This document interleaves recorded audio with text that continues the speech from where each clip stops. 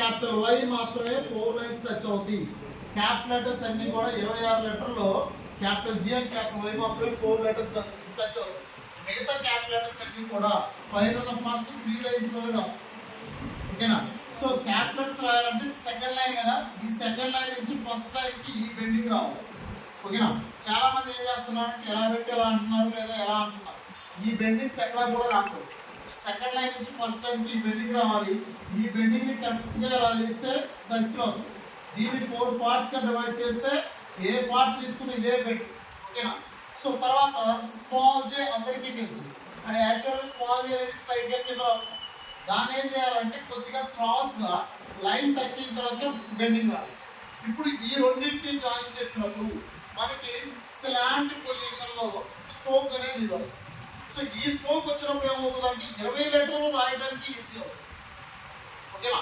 ఎందుకు అని అంటే సో సెకండ్ లైన్ నుంచి ఫస్ట్ లైన్ బెండించాం. సో స్మాల్ జేని కొద్దిగా క్రాస్ గా తీసుకుంటాం. ఓకేనా? సో ఇప్పుడు దీనికి స్ట్రైట్ లైన్ యాడ్ చేస్తే లెటర్ ఏ, దీనికి నెంబర్ 3 ఒకటి చిన్నగా ఒకటి పెద్దగా పి. సో డౌన్ నుంచి అప్ కి మనం ఇలా కలిపితే డి అవుతుంది. సో ఎఫ్ అవుతుంది, ఈ అవుతుంది, జే అవుతుంది, టి అవుతుంది, పి అవుతుంది, ఆర్ అవుతుంది, కే అవుతుంది, ఎన్ అవుతుంది, ఎం అవుతుంది. ఓకేనా?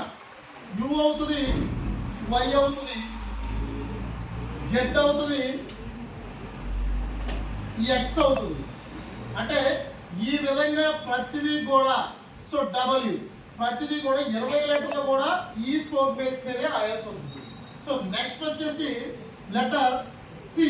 సి కనుక కరెక్ట్గా నేర్చుకుంటే 6 లెటర్లు రాయొచ్చు.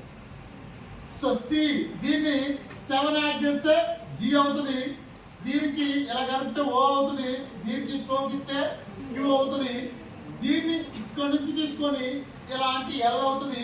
ఇందులోనే మనకి క్రాస్ కట్ అవుతే ఎస్ అవుతుంది.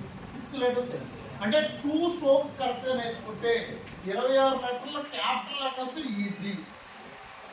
సో మనకి బేసిక్ స్ట్రోకింగ్ కరెక్ట్గా ఉంటే మన లెటర్స్ అన్ని కూడా ఈజీగా రాయొచ్చు. ఓకేనా?